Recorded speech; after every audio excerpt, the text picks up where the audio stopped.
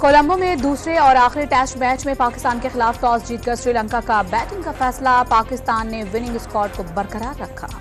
Supreme court میں وکیل قتل کیس کی سماعت، آئی جی بلوچستان نے تحقیقاتی رپورٹ عدالت میں جمع کرا دی۔ نوٹسز کے باوجود چیئرمین پی ٹی آئی شامل تفتیش نہیں ہوئے، رپورٹ کا مطلب۔ ڈسٹرکٹ اینڈ سیشن کورٹس اسلام آباد میں غیر شرعی نکاح کیس، درخواست گزار کے وکیل کا چیئرمین پی ٹی آئی کی مسلسل عدم حاضری پر اعتراض۔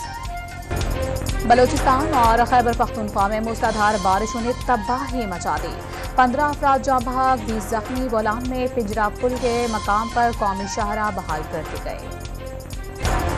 پنجاب میں 27 جولائی سے مونسون کا نیا سلسلہ شروع ہونے کا امکان، بارش سے بھارتی ڈیم 90% بھر گئے، مزید پانی چھوڑے جانے کا خدشہ۔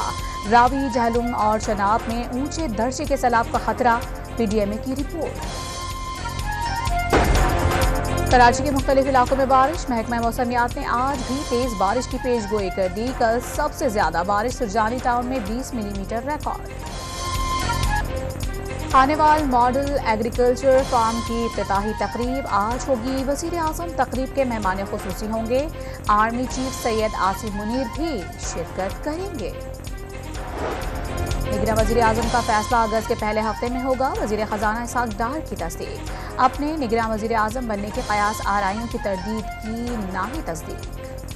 تمام اتحادی متفق ہو گئے تو سینیٹر اسحاق ڈار نگراں وزیر اعظم بن سکتے ہیں، نگراں وزیر اعظم کے نام پر اتفاق موجودہ حکومت کی مدت کے آخری ہفتے میں ہو جائے گا، احسن اقبال کا دعویٰ۔ پیپلز پارٹی کی نگراں وزیر اعظم کے لیے اسحاق ڈار کے نام پر اتفاق کی تردید، نگراں وزیر اعظم کے معاملے پر پیپلز پارٹی کی 3 رکنی کمیٹی تشکیل دے دی گئی۔